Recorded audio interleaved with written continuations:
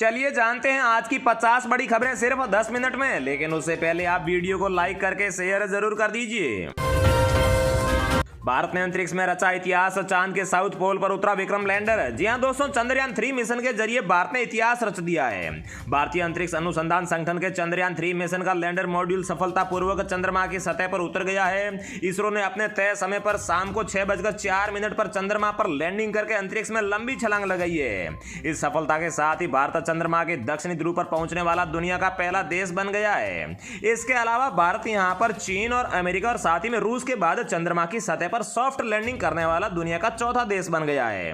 चंद्रमा की सतह पर अमेरिका, रूस और चीन सॉफ्ट लैंडिंग पहले ही कर चुके हैं। हालांकि इनमें से कोई भी देश ऐसा नहीं है जिसकी सॉफ्ट लैंडिंग चंद्रमा के दक्षिणी ध्रुवीय क्षेत्र में हुई हो। आंध्र प्रदेश के श्रीहरिकोटा से 14 जुलाई को चंद्रयान 3 ने उड़ान भरा था और पूरे 40 दिनों की लंबी यात्रा के बाद आज 23 अगस्त ये चंद्रमा के दक्षिणी ध्रुव पर सुरक्षित पहुंच चुका है। सफल लैंडिंग के बाद चंद्रयान मिशन का अगला काम अब रोवर करेगा। रोवर चांद की सतह पर घूमेगा और वहां पर मौजूद रसायन और खनिज का डेटा भारत को भेजेगा। इससे चांद की गतिशीलता को समझने में मदद मिलेगी। हालांकि भारत ने इससे पहले 22 अक्टूबर 2008 को चंद्रयान 1 और 22 अगस्त 2019 को चंद्रयान 2 मिशन लॉन्च किया था।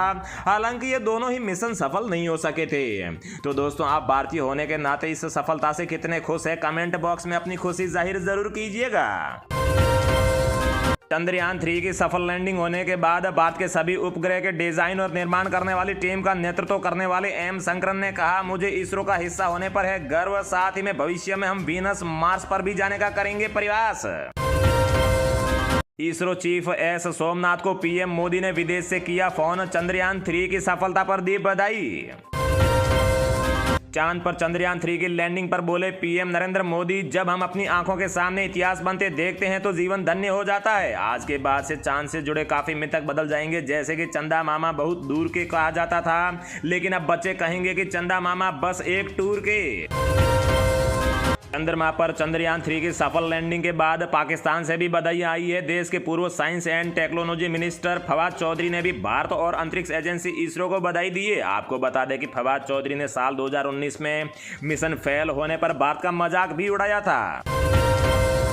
चंद्रयान 3 की लैंडिंग के सवाल पर बिहार के मुख्यमंत्री नीतीश कुमार हुए भोचक का पास खड़े मंत्री से पूछा और कहा, अच्छी बात है ना, लैंडिंग होने दीजिए। प्रधानमंत्री नरेंद्र मोदी ने दक्षिण अफ्रीका में ब्रिक्स बिजनेस फोरम को संबोधित किया। इस दौरान पीएम मोदी ने कहा है कि भारत वर्तमान में दुनिया में सबसे तेजी से बढ़ती हुई प्रमुख अर्थव्यवस्था है। जल्दी ही भारत $5 ट्रिलियन की अर्थव्यवस्था वाला देश बनेगा। मोदी सरकार के एक फैसले ने उड़ाई है अरब दुनिया की मुश्किलें। जी हां, आगामी त्योहारी सीजन के दौरान देश में प्याज की कीमतें बढ़ने की संभावना है। इसे देखते हुए भारत सरकार ने प्याज के निर्यात पर 40% शुल्क लगा दिया था। भारत के इस कदम से अरब दुनिया के वह देश जो मुख्यतः आयात पर निर्भर है, उनके लिए काफी मुश्किलें पैदा हो गई है। ब्रिक्स सम्मेलन में पुतिन ने किया बड़ा ऐलान, पश्चिमी देशों पर लगाया बड़ा आरोप। पुतिन का संदेश साफ है कि वह युद्ध को खत्म करना चाहते हैं, मगर इसे आग पश्चिमी देश जैसे कि अमेरिका और यूरोप दे रहे हैं। गो कसी के खिलाफ मुस्लिम समुदाय का बड़ा ऐलान, गाय के हत्यारों का हुक्का पानी होगा बंद। मुस्लिम समुदाय के सम्मानित लोगों द्वारा महत्वपूर्ण बैठक में गो कसी की घटना को लेकर कड़े शब्दों में निंदा की गई। मिजोरम में अंडर कंस्ट्रक्शन रेलवे पुल गिरा, 17 मजदूरों की हुई मौत। पीएम मोदी ने जताया दुख, मुआवजे का भी किया ऐलान। नूह से बंगाल लौटे मुस्लिमों पर ममता बनर्जी हुई मेहरबान, हर एक को 5 लाख रुपए का लोन देने का ऐलान। इसके बाद भाजपा और माकपा ने इसे अल्पसंख्यक मतदाताओं को रिझाने के लिए सस्ता चुनावी हथकंडा करार दिया है। अंबाला में किसानों की महापंचायत में फैसला, बाढ़ से नुकसान के मुआवजे की मांग को लेकर चंडीगढ़ कूच करने पर अड़े किसान। अंबाला सिटी में अनाज मंडी पर धरना देंगे। हालांकि इससे पहले किसानों ने अंबाला हिसार हाईवे पर गांव बलाना में सर्विस लाइन पर भी धरना देने का ऐलान किया था। ब्रिक्स के विस्तार पर सहमत हुआ भारत, पीएम मोदी ने किया ऐलान। 40 और नए देशों को मिल सकती है ब्रिक्स में जगह, जिसमें ईरान, सऊदी अरब और यूएई भी शामिल है।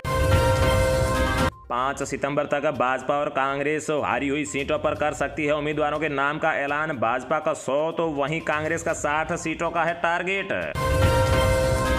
सीएम शिवराज का बड़ा ऐलान, प्यारी बहनों को हर महीने मिलेंगे 10,000 रुपए। मुख्यमंत्री शिवराज सिंह ने अपने भाषण के दौरान कहा है कि जो बहनें लाडली बहना और आजीविका मिशन दोनों से जुड़ी हुई होंगी, उन्हें 10,000 रुपए की मदद मिलेगी। पुष्पा 2 में खलनायक जॉली रेड्डी का देखेगा दम। मेकर्स ने धनंजय के बर्थडे पर किया बड़ा ऐलान। मेकर्स ने कहा है कि बेहद प्रतिभाशाली धनंजय को जन्मदिन की ढेर सारी शुभकामनाएं। साथ ही में जॉली रेड्डी इस बार हिसाब चुकता करने के लिए पुष्पा 2 में वापस आएंगे। ममता बनर्जी ने की बड़ी घोषणा, इमाम और पुरोहितों की बढ़ाई सैलरी, साथ ही में भत्ते में किया 500 रुपए की वृद्धि। सीएम शिवराज की बड़ी घोषणा, ग्लोबल स्किल पार्क में युवाओं को ट्रेनिंग देगी सरकार, मिलेगा प्रमाण पत्र। पंजाब सरकार ने लिया बड़ा फैसला, 26 अगस्त तक बंद रहेंगे स्कूल। यह फैसला इसीलिए लिया गया है क्योंकि हिमाचल प्रदेश और पंजाब में भारी बारिश के बाद में कई इलाकों में बाढ़ जैसी स्थितियां पैदा हो गई है। 10 साल पुराने मामले में आया फैसला, नकली नोट के साथ पकड़े गए 3 लोगों को 4-4 साल का दिया है कारावास। पीएम मोदी के मन की बात के 100 कार्यक्रम पूरे होने पर भोपाल में 100 घंटे की नॉन स्टॉप कार्यशाला पर काम हो चुका है शुरू। केंद्र पर 18 राज्यों और केंद्र शासित प्रदेशों का मनरेगा मजदूरी का करोड़ों रुपए है बकाया, कांग्रेस ने किया बड़ा दावा। 2024 लोकसभा चुनाव में भाजपा खेल सकती है बड़ा दाव, 3 कानूनों पर होगी बात, आतंकवाद के खिलाफ करेगी भाजपा प्रचार। इंदौर की 60 अवैध कॉलोनियों के वैध होने का रास्ता हुआ आसान, आईडीए ने सूची शासन को भेजी है। पीएम स्वनिधि योजना के 38 लाख लाभार्थियों को 6,492 करोड़ रुपए जारी। आपको बता दें कि केंद्र सरकार ने 1 जून 2020 को प्रधानमंत्री स्ट्रीट वेंडर्स आत्मनिर्भर निधि योजना की शुरुआत की थी। भारत की रूस से गेहूं आयात करने की कोई भी योजना नहीं है, फूड सेक्रेटरी ने जारी की है बड़ी जानकारी। केजरीवाल के 1 किलो मुफ्त चीनी देने की घोषणा पर कांग्रेस का कटाक्ष, बताया यह गरीबों का मजाक उड़ाया जा रहा है। आपदा प्रभावितों को ब्याज मुक्त ऋण देगी सरकार, सीएम धामी ने कर दी है घोषणा, काफी जल्दी शुरू हो जाएगी योजना।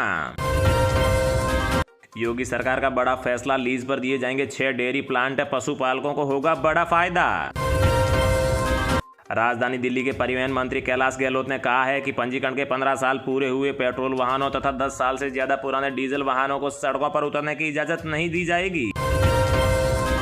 इंस्टीट्यूशनल इन्वेस्टर्स की लगातार बिकवाली की वजह से जियो फाइनेंशियल सर्विसेज के शेयरों में बुधवार को लगातार तीसरे दिन 5% के लोअर सर्किट पर दिखाई दिए, जिस वजह से कंपनी की मार्केट वैल्यू 23,700 करोड़ रुपए से भी ज्यादा घट चुकी है।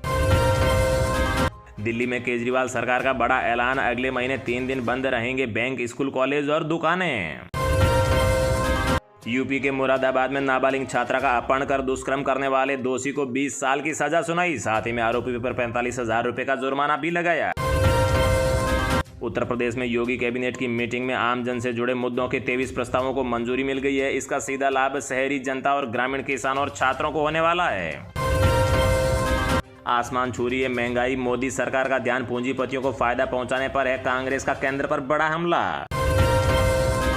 डॉलर के मुकाबले गिरते रुपए की कीमत को लेकर आपने उठाए केंद्र सरकार पर सवाल। उन्होंने कहा है कि जब पीएम नरेंद्र मोदी मुख्यमंत्री हुआ करते थे और $1.59 का हुआ करता था, तब उन्होंने तत्कालीन केंद्र सरकार पर जमकर हमला बोला था। तो दोस्तों चलिए अब जानते हैं जो आम आदमी के काम की और फायदे की खबरें हैं उन्हें विस्तार से। मोदी सरकार ने बदल दिए नियम, पासपोर्ट बनवाने के लिए अब करना होगा सिर्फ ये काम। जी हाँ दोस्तों, विदेश जाने के लिए लोगों को पासपोर्ट की जरूरत पड़ती है। अगर आपको विदेश जाना है और पासपोर्ट नहीं है तो इसके लिए आवेदन करना होगा। हालांकि अब अगर आप नए पासपोर्ट के लिए आवेदन करना चाहते हैं तो सरकार की ओर से इस प्रक्रिया में अहम बदलाव किया गया है और पासपोर्ट बनाना अब पहले से कहीं ज्यादा आसान हो गया है। नए पासपोर्ट के लिए आवेदन करने के लिए आवेदक डिजी लॉकर का उपयोग करके आवश्यक दस्तावेज अपलोड कर सकते हैं। आवेदन प्रक्रिया के दौरान किसी भी दस्तावेज की हार्ड कॉपी ले जाने की आवश्यकता नहीं होगी। इससे पूरी प्रक्रिया के समय को कम करने में मदद मिलेगी, जिससे कि पासपोर्ट आवेदन प्रक्रिया की गुणवत्ता में इजाफा होने की उम्मीद है। मोदी सरकार की इस योजना से 1 करोड़ रुपए जीतने का है शानदार मौका। जी हां दोस्तों, केंद्र सरकार 1 सितंबर से 6 राज्यों और केंद्र शासित प्रदेशों में मेरा बिल मेरा अधिकार इनवॉइस इंसेंटिव स्कीम की शुरुआत करेगी। इस स्कीम के तहत 10,000 रुपए से 1 करोड़ रुपए तक नगद पुरस्कार प्राप्त करने का मौका है। केंद्रीय अप्रत्यक्ष कर और सीमा शुल्क बोर्ड ने कहा है कि यह योजना, जिसका उद्देश्य ग्राहकों को हर बार खरीदारी करने पर बिल मांगने के लिए प्रेरित करना है, असम, गुजरात, हरियाणा राज्यों में और केंद्र शासित प्रदेशों प्रदेशों पुडुचेरी, दमन और दीव दादर नागर हवेली में ये योजना शुरू की जाएगी। CBIC ने ट्वीट किया जिसमें कहा है कि इनवॉइस इंसेंटिव स्कीम GST चालान अपलोड करने पर नकद पुरस्कार अर्जित करने का मौका देती है, जिसके तहत मासिक और त्रैमासिक ड्रॉ निकाला जाएगा और विजेताओं को 10,000 रुपए से 1 करोड़ रुपए तक नकद इनाम पुरस्कार के लिए भी वो पात्र होंगे। किसानों को मोदी सरकार देगी बड़ी सौगात। जी हां दोस्तों, आम चुनाव से पहले मोदी सरकार की ओर से देश भर के किसानों को बड़ी सौगात मिल सकती है। दरअसल मोदी सरकार PM किसान सम्मान निधि की राशि में बड़ी बढ़ोतरी कर सकती है। फाइनेंशियल एक्सप्रेस में छपी खबर के अनुसार केंद्र सरकार किसान सम्मान निधि योजना के तहत मिलने वाली सालाना 6,000 रुपए की राशि को बढ़ा सकती है।